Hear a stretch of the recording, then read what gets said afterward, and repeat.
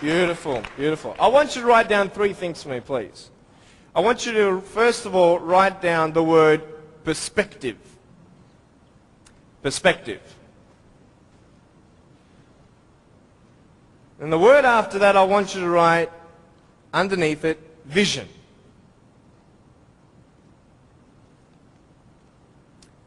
And then underneath that, I want you to put choices. So perspective, vision, and choices. This is what I'm going to be speaking about. I'm going to be real with you and start from the beginning. I was born in a blessed country.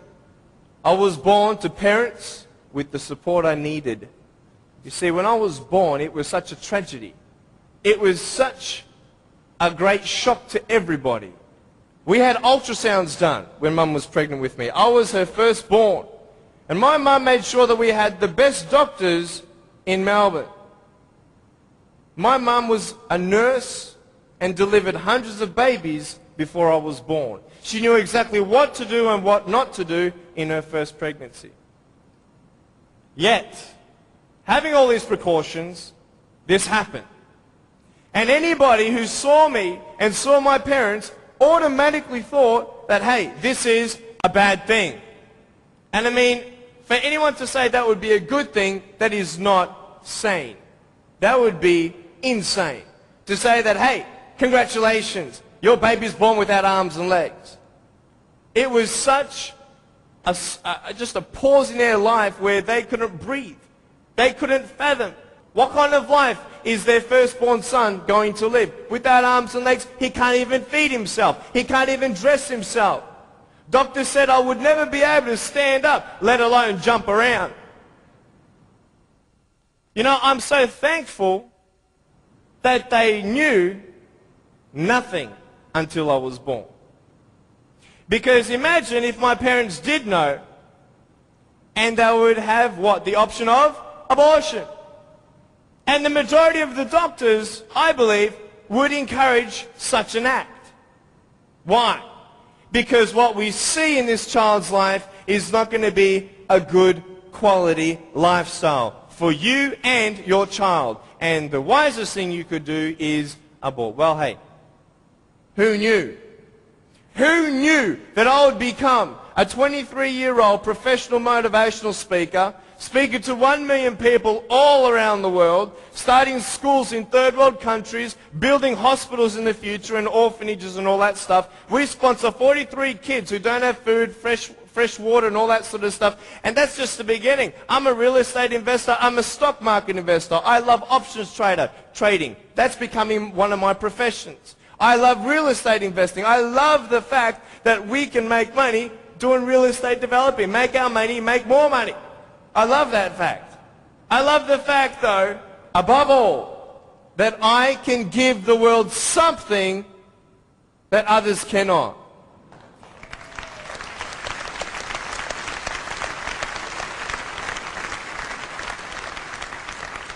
But before I tell you all that good stuff, let me tell you the more down times in my life. Obviously, it was difficult for my parents, but it was also difficult for me. When I went to school, a lot of kids teased me.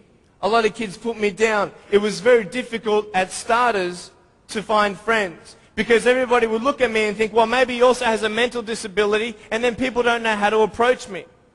But my parents encouraged me to just speak with people. And as I speak, a lot of people would say, well, hey, he's just like everybody else, just with a few parts missing. You know, I'm just like you. I've just gone out on the limb a couple more times than you have for my friends. But it's all good. But it was very difficult at times, and I had no one to tell me that everything's going to be okay the way I wanted it said.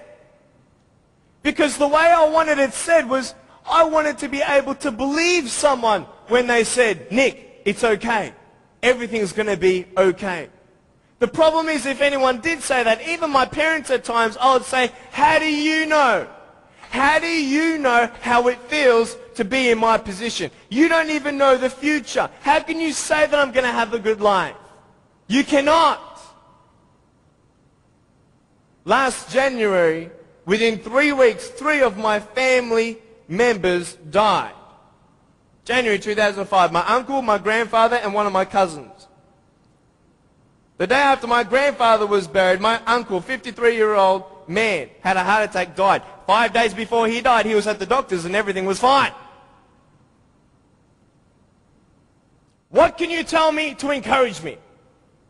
Can you tell me anything? Only if you've been through it. And this is what I'm here about. I want to tell you, I was depressed. I had suicidal thoughts at the age of 8. I had this massive list of all the things that I couldn't do and I'll never have in life. I never thought, you know, I'd get married. Who'd want a husband without arms and legs? And I thought even if I ever did get married, I'm not going to be even able to hold my wife's hand. I'm not going to be able to dance with my bride on our wedding night. I used to hate going to public parks and seeing fathers throwing up their kids in the air and sometimes dropping them. You know, I won't have that intimacy with my sons and my daughters. And I couldn't do this and I couldn't do that. And no one had any answers. And I thought I was the only one in such a predicament. What happened? What changed? The first thing I got you to write down was perspective. How you see your life is the first key. Who are you? And where are you in life? This is the first question I want to ask you. Even though the world can look at me, they can say, well, a guy having no arms and no legs, his potential is not unlimited, but limited. His potential, just because he has no arms and no legs, humanly speaking, in our logic, he's not going to be as successful as everybody else. Really? Why? Because of his disability. Really?